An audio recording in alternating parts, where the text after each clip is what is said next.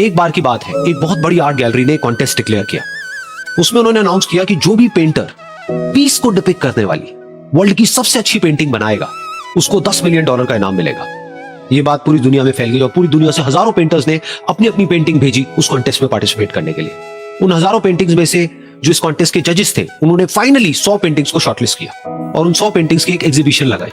उस एग्जीबिशन में इन सारे पेंटर्स को तो इनवाइट किया ही किया, साथ ही साथ मीडिया वाले भी बैठे हुए थे और मीडिया वालों के साथ हजारों लोगों की भीड़ भी जमा थी। क्योंकि प्राइज अमाउंट इतना बड़ा था तो सबका इंटरेस्ट था ये जानने में कि कौन जीतेगा, कि वो पेंटिंग कैसी होगी और कौन वो पेंटर होगा जिसको इतना बड़ा अमाउंट मिलेगा।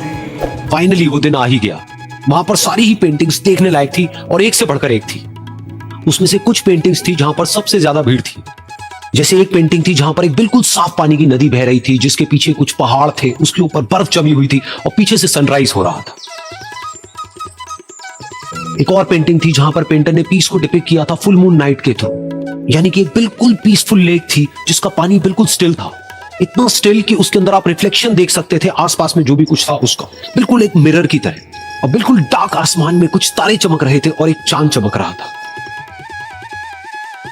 उसके अलावा एक पेंटिंग थी जिसमें बिल्कुल सफेद बादल थे, नीला आसमान था और बिल्कुल हरी हरी घास थी, यानी कि सारी ही पेंटिंग्स ऐसी जिसको देख करके ही मन शांत हो जाए। तो कॉन्टेस्ट बहुत ही टफ था क्योंकि सारी पेंटिंग्स एक से बढ़कर एक थी, तो जजेस के लिए शॉर्टलिस्ट करना कि कौन सी पेंटिंग बेस्ट है, that was very very difficult. लेकिन वो मोमेंट आ ही गया जब जजेस ने अपना माइंड मेकअप कर लिया और एक पेंटिंग को इन सारी पेंटिंग्स में से सिलेक्ट कर लिया और उस पेंटिंग को एक बड़े से कर्टेन के पीछे रख दिया।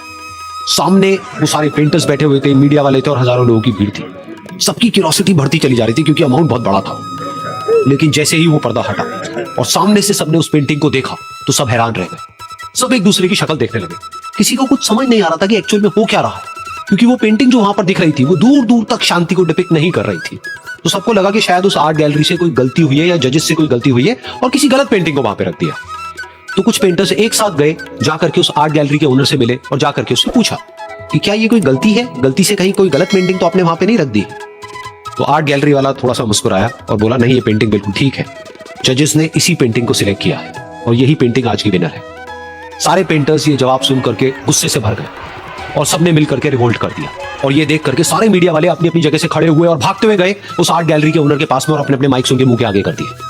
तो अगेन वो आर्ट गैलरी का जो ओनर था वो हल्का सा मुस्कुराया और उसने कहा कि मुझे कुछ बोलने से पहले एक बार इस पेंटिंग को आप लोग ध्यान से देखिए, थोड़ा पास से देखिए, शायद आपको कुछ ऐसा नजर आए जो दूर से नजर नहीं आ रहा है। क्योंकि आप सबने एक चीज तो देख ली कि इस पेंटिंग में आंधी है, तूफान है, चारों तरफ सब कुछ तहस नहस हो रहा है, आसमान में बिजली कड़क रही है, काले बादल है, ये सब तो आपने देख लिया।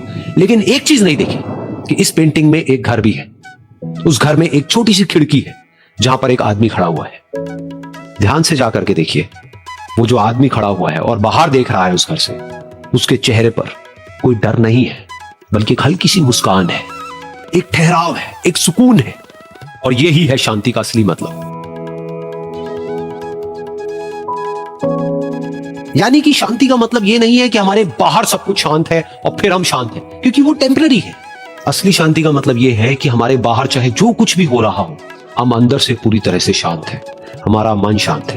क्योंकि जिसका मन शांत नहीं है उसको चाहे आप कितनी भी सुंदर से सुंदर जगह पर ले जाकर के बिठा दो, वो वहां पर भी जाकर के दुखी ही रहेगा। लेकिन दूसरी तरफ से जिसका मन शांत है, उसके बाहर चाहे कुछ भी हो रहा हो, चाहे मौसम कैसा भी हो, चाहे उसके आसपास में सब कुछ तहस नहस हो रहा हो, तूफान हो, लेकिन वो अंदर से बिल्कुल शांत रहेगा। और यही है शांति का असली मतलब।